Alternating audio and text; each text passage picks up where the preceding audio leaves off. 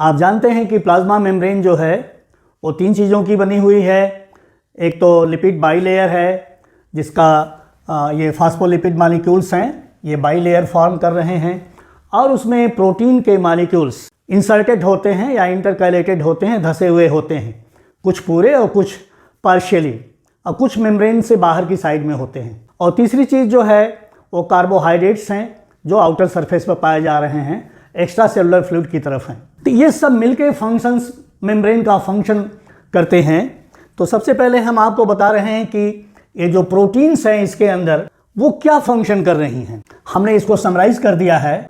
ये प्रोटीन है और ये इस सब्सटेंस को मॉलिक्यूल है, आयन है, कोई चीज़ है जिसको बाहर से अंदर आना है, ये एक्स्ट्रा सेलुलर फ्लूइड है। ये साइटोसॉल है या साइटोप्लाज्म है, ये साइटोप्लाज्म की साइड है और ये एक्स्ट्रा सेलुलर फ्लूइड है। तो बाहर से अंदर आना है। हम जानते हैं कि जो प्लाज्मा मेम्ब्रेन है वो सेलेक्टिव परमेएबल बैरियर मेम्ब्रेन की तरह से फंक्शन करती है। ये कुछ चीज़ों को अपने एक्रॉस, अपने थ्रू आने जाने देती है और कुछ चीज़ों को ये अपने थ्रू नहीं आने जाने देती है। तो इसमें जो ये प्रोटीन है, ये सबसे पहला फंक्शन हम आपको दिखला रहे हैं कि ये जो ट्रांसपोर्टर की तरह से या परमिएजेस की तरह से फंक्शन करेंगे। मॉलिक्यूल्स या आयंस को ये ट्रांसपोर्ट करेंगे एक्स्ट्रा सेलुलर फ्लूइड से साइटोप्लाज्म की तरफ। ये दूसरा प्रोटीन का मॉलिक्यूल है। दूसरे तरह की जो प्रोटीन्स होंगी प्लाज्मा मेम्ब्रेन में वो एंजाइम की तरह से फंक्शन करेंगी।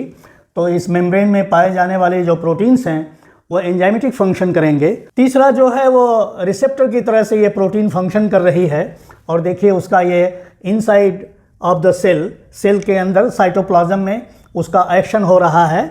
ये जो बाहर से आने वाली चीज़ें हैं वो चाहे कोई आयन है, स्मॉल मॉलिक्यूल है या मैक्रो मॉलिक्यूल है, ये सारे चीज़ें जो बाहर से अंदर जिसको मेम्ब्रेन की प्रोटीन रिसीव करेगी वो कहा जाएगा लिगैंड। तो ये लिगैंड है, वो मेम्ब्रेन के रिसेप्टर से बाइंड करेगा और वो एक्शन अपना इम्पोज करेगा इनसाइड द सेल। ये जो फोर्थ है ये सेल सरफेस आइडेंटिटी मार्कर है। जब फ्लूइड मोज़ेक मॉडल हम लोगों ने पढ़ा था तो उसमें देखा कि प्रोटीन मॉलिक्यूल्स के ऊपर आउटर सरफेस पर एक्स्ट्रा सेलुलर फ्लूइड की तरफ कुछ पॉलीसेक्राइड्स या शुगर के मॉलिक्यूल्स अटैच हैं। ये देखिए शुगर है, या ऑलिगोसेक्राइड्स की चेन्स लगी हुई होती हैं, इसमें ब्रांचिंग होती हैं और हर सेल में, हर सेल टाइप में अलग अलग तरह की ब्रांचिंग होगी, सब वैरी करेंगे। तो ये एक तरह से आइडेंटिटी टैग है, नेम टैग है उसका, और वो उसका आइडेंटिफिकेशन बनाता है।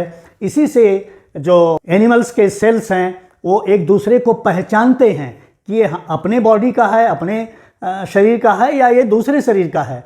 तो उसी से ये फिर इम्यूनिटी भी इम्पोज करते हैं। फिफ्थ जो फंक्शन है ये सेल सेल एडिशन है। ये एक सेल की प्लाज्मा मेम्ब्रेन है और ये दूसरे सेल की प्लाज्मा मेम्ब्रेन है। इसमें प्रोटीन है और दूसरा जो सेल है उसका देखिए यहाँ पर ये प्लाज्मा मेम्ब्रेन बना दी गई है।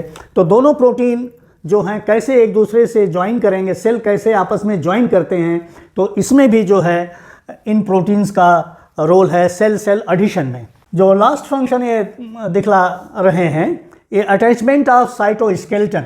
ये साइटोप्लाज्मिक साइड में ये एक्टिन फिलामेंट है जिसको माइक्रोफिलामेंट कहेंगे।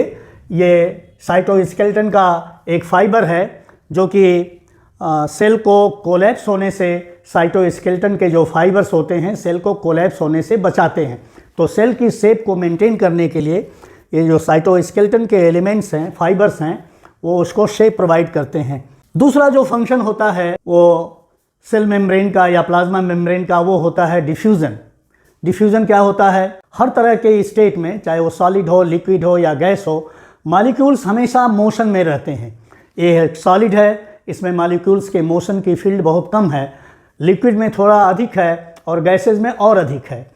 तो सब्सटेंसेस, मॉलिक्यूल्स या आयंस ये हमेशा मूव करते हैं और हमेशा इनका जो मूवमेंट है हायर कंसंट्रेशन से लोअर कंसंट्रेशन की तरफ होता है। एक अमीबा का ये डायग्राम है।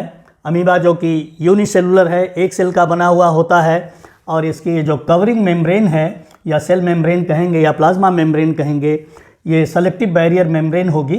वाटर में ये रहता है तो वाटर में देखिए ऑक्सीजन का अमाउंट ज़्यादा है और सेल के अंदर जब ऑक्सीजन आती है तो मेटाबॉलिज्म के थ्रू वो ऑक्सीजन कंज्यूम हो जाती है और कार्बन डाइऑक्साइड का अमाउंट सेल के अंदर बढ़ जाता है। तो हमेशा जो मूवमेंट है वो हायर कंसंट्रेशन से लोअर कंसंट्रेशन की तरफ होगा। ऑक्सीजन वाटर में ज़्यादा, वहाँ से ये सेल के अंदर, अमीबा के सेल के अंदर मूव कर रही है, और कार्बन डाइऑक्साइड अमीबा के अंदर ज़्यादा है तो वो अंदर से जो है बाहर मूव कर रही है, वाटर की तरफ जा रही है। और वाटर मॉलिक्यूल्स जो हैं वो इस मेम्ब्रेन के थ्रू, ये परमेबल मेम्ब्रेन है, सेमी परमेबल मेम्ब्रेन है, उसके थ्रू ये अपनी आवश्यकता के हिसाब से पास हो रहे हैं, आ रहे हैं और जा रहे हैं। मॉलिक्यूल्स का मूवमेंट कंटिन्यूसली बना हुआ है। तो ये कार्बन डाइऑक्साइड, ऑक्सीजन और वाटर, ये मॉलिक्यूल्स थोड़ा स्मॉल साइज़ के होते हैं, इनका डिफ्यूज़न बहुत अच्छे ढंग से चलता रहता है। आप डिफ्यूज़न को और शो करना चाहते हैं तो एक बीकर में आप थोड़ा सा एक कलर्ड इंक डाल दीजिए। कलर्ड इंक डालने के बाद थोड़ी देर के बाद आप देखेंगे कि जो इंक के मॉलिक्यूल्स हैं, कलर्ड मॉलिक्यूल्स हैं, वो थोड़ी देर के बाद पूरे इस कंपार्टमेंट में फैल जाएंगे, और तब तक ये मूवमेंट चलता रहेगा जब तक पूरे कंपार्टमेंट में मॉलिक्यूल्स का डिस्ट्रीब्यूशन यूनिफॉर्म नहीं हो जाए। आप एक बंद कमरे में एक परफ्यूम की बॉटल ओपन कर दीजिए और थोड़ा सा उसको स्प्रे कर दीजिए। आप एक कॉर्नर में रहेंगे और थोड़ी देर के बाद आप दूरी पर रहेंगे, थोड़ी देर में ही आपको परफ्यूम की स्मेल मिलने लगेगी, और तब तक स्मेल पूरे कमरे में या पूरे कंपार्टमेंट में चलती रहेगी जब तक कि यूनिफॉर्मली परफ्यूम के मॉलिक्यूल्स डिस्ट्रीब्यूट न हो जाएं। जो दूसरा फंक्शन है डिफ्यूज़न के बाद वो है ऑस्मोसिस। ऑस्मोसिस भी एक तरह का डिफ्यूज़न है, लेकिन इसमें जो है वाटर मॉलिक्यूल्स, जहाँ पर वाटर मॉलिक्यूल्स का हायर कंसंट्रेशन होगा, वहाँ से जहाँ पर वाटर मॉलिक्यूल्स का लो कंसंट्रेशन होगा, वो हायर से लो कंसंट्रेशन वाटर की तरफ ये मूव करते हैं वाटर मॉलिक्यूल्स। तो वाटर मॉलिक्यूल्स के हायर कंसंट्रेशन से लोअर कंसंट्रेशन, जहाँ पर वाटर का कम कंसंट्रेशन है, वाटर मॉलिक्यूल्स के इस मूवमेंट को ऑस्मोसिस कहते हैं। इसको हम बहुत इजीली डिमॉन्स्ट्रेट भी कर सकते हैं, दिखला भी सकते हैं। यदि आरबीसी सेल्स को ले लिया जाए, आप समझिए कि सॉल्यूशंस जो हैं, सॉल्यूशंस तीन तरह के होते हैं। एक हाइपरटोनिक होगा, हाइपर के मतलब होता है अबव, अबव, हाइपर के मतलब अबव। आइसो के मीन्स होता है बराबर, सेम, आइसो मीन्स सेम, और हाइपो के मीन्स होता है बिलो, नीचे। तो तीन तरह के सॉल्यूशंस में अगर आरबीसी सेल्स को, रेड ब्लड सेल्स को डाल दिया जाए तो थोड़े समय के बाद देखेंगे कि जो हाइपरटोनिक सॉल्यूशन है उसमें आरबीसी के सेल्स जो हैं उनमें रिंकल्स पड़ जाती हैं। ये देखिए इस फॉर्म में आ जाएंगे, क्योंकि हाइपरटोनिक सॉल्यूशन जो है उसमें वाटर का कंटेंट कम है और आरबीसी में इसमें वाटर का कंटेंट थोड़ा ज़्यादा है। तो यहाँ से वाटर मॉलिक्यूल्स मूव करने की वजह से इसमें रिंकल्स पड़ जाएंगी, ये श्रिवेल कर जाएगा। जो आइसोटोनिक सॉल्यूशन है उसमें आरबीसी डालने के बाद आइसो बराबर है, तो इसमें नेट मूवमेंट किसी भी तरह से वाटर का नहीं होगा, तो दोनों तरफ ये बराबर रहेगा और इसमें कोई जो है रिंकल नहीं पड़ेगी। ये नॉर्मल कंडीशन में ये आरबीसी के सेल्स पड़े रहेंगे।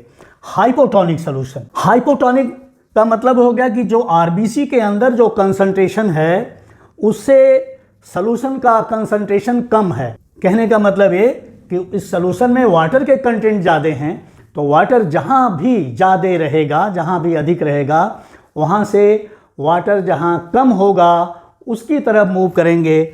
और ये आरबीसी की जो मेम्ब्रेन है, जो एक प्लाज्मा मेम्ब्रेन है, उस मेम्ब्रेन के थ्रू ये वाटर मॉलिक्यूल्स हाइपोटोनिक सॉल्यूशन से मूव करेंगे आरबीसी के अंदर, और उस आरबी सेल्स जो है स्वेल करेंगे।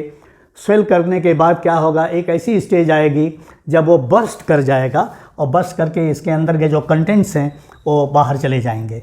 तो इस तरह से वाटर मॉलिक्यूल्स का मूवमेंट हायर से लोअर की तरफ ऑस्मोसिस कहलाता है। इसको हम एक और एग्जाम्पल से शो कर सकते हैं। अगर हम एक बीकर में थोड़ा सा रेजिन, जिसे हम किशमिश कहते हैं, उसको उसमें डाल दें जिसमें वाटर भरा हो, तो थोड़ी देर के बाद ये देखेंगे कि वो रेजिन्स जो हैं वो स्वेल कर जाती हैं। तो ये क्यों होता है स्वेलिंग उसमें?